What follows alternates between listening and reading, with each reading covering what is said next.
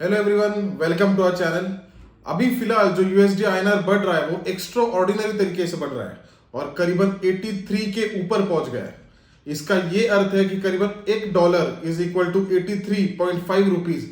ये अभी फिलहाल की प्राइस चल रही है। अभी फिलहाल ये जो प्राइस में राइस चल रही है, क्या ये मार्केट्स के लिए अच्छी बात है या फिर ये डिनोट करता है कि आगे जाके इंपोर्ट एक्सपोर्ट या फिर अन्य कुछ चीजों पे इसका बुरी तरह से इफेक्ट हो सकता है और शायद इकोनॉमी पर भी इसका एक ड्रास्टिक इफेक्ट हो सकता है जो नेगेटिव भी हो सकता है। इस वीडियो में राइज और फॉल यूएसडी आईएनआर में कैसी होती है, कौन से पैरामीटर्स होते हैं जो इस पर इंपैक्ट करते हैं और इसका इकोनॉमी पर और स्टॉक मार्केट पर कैसे तरीके से इंपैक्ट हो सकता है, इन सारी चीजों को मैं इस वीडियो में डिस्कस करूंगा।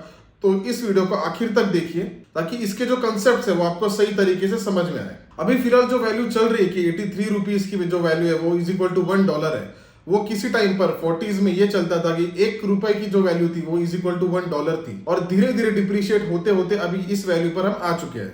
लेकिन क्या अभी हम $1 इज इक्वल टू ₹1 नहीं कर सकते? तो बेसिकली हम अभी भी उस रुपीज पर, उस वैल्यूएशन पर आ सकते हैं। अगर सेंट्रल बैंक्स ने ये डिसीजन लिया तो वो अभी भी ₹1 इज इक्वल टू $1 ये वैल्यूएशन पर ला सकते हैं। लेकिन क्या ये फायदे का होगा या फिर इसके एडवर्स इफेक्ट्स होंगे? तो बेसिकली ऐसा अगर हुआ या फिर ऐसा अगर किया तो उसके काफी डिसएडवांटेजेस होंगे। तो आप पूछोगे ऐसा क्यों होगा? तो बेसिकली इसके जो रीजंस है, आप मान लीजिए कि अगर एक टोमेटो आप अगर खरीद रहे हो, वो इंडिया भी बना रहा है, उसके साथ में पाकिस्तान भी बना रहा है, उसके साथ में अफगानिस्तान भी बना रहा है। और अगर आपके पास यही टोमेटो जो है वो अगर इंडिया से ₹100 में मिल रहा है और वो उसी सेम तरीके से अगर पाकिस्तान से वो ₹50 में मिल रहा है या फिर चाइना से वो ₹40 में मिल रहा है, अन्य किसी कंट्रीज में ₹30 से मिल रहा है, तो बेसिकली हमारे यहाँ पे जो होगा तो हमारे यहाँ से लोग कम खरीदेंगे और किसी और कंट्रीज की तरफ जाएंगे। तो इसका कंक्लूजन ये होगा कि जो इंडिया का जो एक्सपोर्ट्स है वो कम हो जाएगा क्योंकि $1 इज इक्वल टू ₹1 ये वैल्यूएशन है तो काफी महंगा है। तो करीबन हमारे यहाँ पे जो चीजें काफी महंगी मिलनी शुरू हो जाएगी और उसके वजह से अन्य जो कंट्रीज है हमसे खरीदना बंद कर देंगे। लेकिन क्या इसका अर्थ ये है कि ये जो यूएसडी आईएनआर का जो वैल्यू है ये और बढ़ती रहनी चाहिए और ये इससे ये अच्छा होगा? तो वैसी भी बात नहीं है। अगर ये वैल्यू और ज्यादा बढ़ती रहेगी, मान लीजिए अगर ये वैल्यू ₹100 पर निकल जाती है तो इंपोर्ट एक्सपोर्ट में काफी ज्यादा ह्यूज डिफरेंस हो जाता है। मान लीजिए अगर हम कुछ चीजें जो इंपोर्ट करते हैं तो उनके लिए ये काफी बैड खबर होती है, जैसे कि हम पेट्रोलियम या फिर जो क्रूड है काफी बड़े क्वांटिटी में हम इंपोर्ट करते हैं। तो उसकी तुलना में हम जब ये जो ट्रांजैक्शन करते हैं डॉलर के एक्सचेंज में करते हैं, तो मान लीजिए अगर पहले हमें $1 में अगर ₹50 देने थे तो अभी अभी $1 के हिसाब से हमें ₹80 देने पड़ रहे हैं।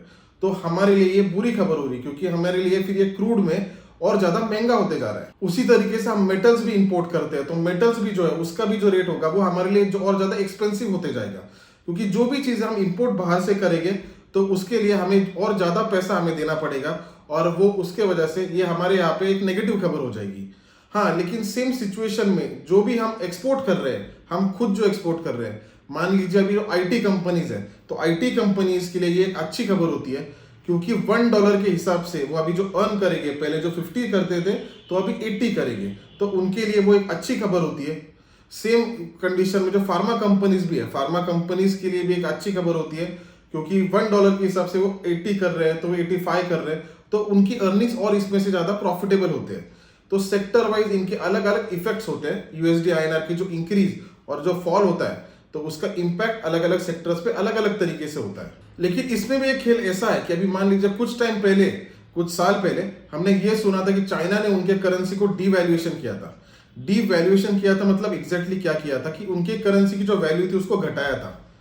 तो ये अब अगर आप सुनोगे तो एक्चुअली ये नेगेटिव खबर लग रही है, लेकिन वैसा नहीं हुआ था। वो डीवैल्यूएशन का उनके ऊपर जो असर हुआ था वो काफी अलग हुआ था।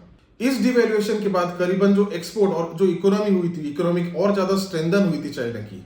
उसके रीजंस ये थे कि जो एक्सपोर्ट चाइना का बढ़ा था वो काफी एक्स्ट्राऑर्डिनरी तरीके से बढ़ा था क्योंकि पहले जो वैल्यू थी और उसके तुलना में डिवैल्यूएशन के बाद जो तुलना थी तो वो सस्ता, चाइनीज गुड्स जो थे वो सस्ते गिर रहे थे, तो उसके कारण एक्सपोर्ट्स में एक अच्छी राइज हमें दिखाई दी थी। और उसी के साथ में, उसी के बाद में जो यूएस में और चाइना में एक ट्रेड वॉर चल गया था कि यूएस ने फिर सैंक्शंस लगाना शुरू कर दिया था। जो भी गुड्स चाइना से इंपोर्ट होते थे उनके ऊपर एक्स्ट्रा ड्यूटी वो लगाते थे, तो वो कुछ हद तक वॉर, एक टैरिफ वॉर उन दोनों में हमें दिखाई दिया था। लेकिन इस डिवैल्यूएशन का जो असर हुआ था वो काफी पॉजिटिवली हुआ था। नाइजीरिया में जो डिवैल्यूएशन हुआ उसको प्रोवाइड करने के लिए जो उनके पास जो डिमांड आई उसको पूरा करने के लिए ना नाइजीरिया के पास वो इंफ्रास्ट्रक्चर था, ना वो पॉलिसीज थी, ना वो गवर्निंग की एक्टिविटीज थी जिनमें वो सारी जो डिमांड थी उसको पूरी कर सके। तो उसकी वजह से उस पर जो इम्पैक्ट हुआ वो काफी और ज्यादा नेगेटिव हुआ और ज्यादा नाइजीरिया की इकोनॉमी पर उसका एक नेगेटिव इम्पैक्ट के साथ में इकोनॉमी पर भी एक अच्छा खासा नेगेटिव इम्पैक्ट हुआ। बेसिकली इसकी जो प्राइस है और यूएसडी आईएनआर की जो प्राइस है उस पर इम्पैक्ट करने वाली चीजें कौन से, तो मेनली हमें अभी जैसे डिस्कस किया इंपोर्ट एक्सपोर्ट जो है वो एक मेजर पैरामीटर इसमें हमें दिखाई देता है। और दूसरा जो एक पैरामीटर है वो है इंटरेस्ट रेट्स। इंटरेस्ट रेट्स एक मेजर रोल इसमें प्ले करता है। मान लीजिए कि इंडियन अभी जो इंटरेस्ट रेट चल रहे हैं वो 10% अगर चल रहे हैं और उसी के साथ में रशिया के जो इंटरेस्ट रेट चल रहे हैं मान लीजिए 5% इंटरेस्ट रेट चल रहे हैं, तो उसमें यूजुअली क्या होगा कि जो फॉरेन इन्वेस्टर्स होंगे वो रशिया के मार्केट से पैसा निकालेंगे और इंडियन मार्केट्स में पैसा लगाएंगे क्योंकि इंटरेस्ट रेट या फिर यहाँ पे जो प्रॉफिटेबिलिटी है वो ज्यादा है। और उसी सेम सिचुएशन में अगर यहाँ पे 5% रहेगा और रशिया में अगर इंटरेस्ट रेट 10% रहेंगे तो इंडिया के मार्केट से पैसे निकाले जाएंगे फॉरेन इंस्टीट्यूशंस के हिसाब से और वो रशिया में डिप्लॉय किए जाएंगे। तो वो भी एक बड़ा पैरामीटर इसमें हमें दिखाई देता है। इसमें इन्फ्लेशन का भी एक बड़ा पैरामीटर हमें दिखाई देता है। इस चीज में इन्फ्लेशन जैसे बढ़ता है या फिर कम होता है इसका भी काफी बड़ा इंपैक्ट होता है। अगर मान लीजिए कि इन्फ्लेशन अगर हाई पर है और अगर एक चीज है, अगर कोई पेन है जो आप 20 रुपए में ले रहे हो और वो अगर इन्फ्लेशन हाई पे अगर वो उसी चीज को आप 40 रुपीज पर ले रहे हो तो उसमें एक चीज क्या हो रही है, जो मनी की जो वैल्यू है वो कम हो रही है। आपके पास जो आज जो 1000 रुपए है उसकी वैल्यू जो इन्फ्लेशन हाई पर जो रहेगी वो सेम नहीं रहेगी जब इन्फ्लेशन लो पर रहेगा।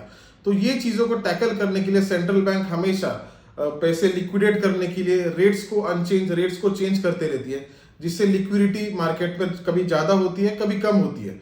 इसका मेन मोटिव ये होता है कि जो इन्फ्लेशन जो है इन्फ्लेशन को कंट्रोल में रखना चाहिए, बहुत ज्यादा हाई भी नहीं होना चाहिए और बहुत ज्यादा लो भी नहीं होना चाहिए।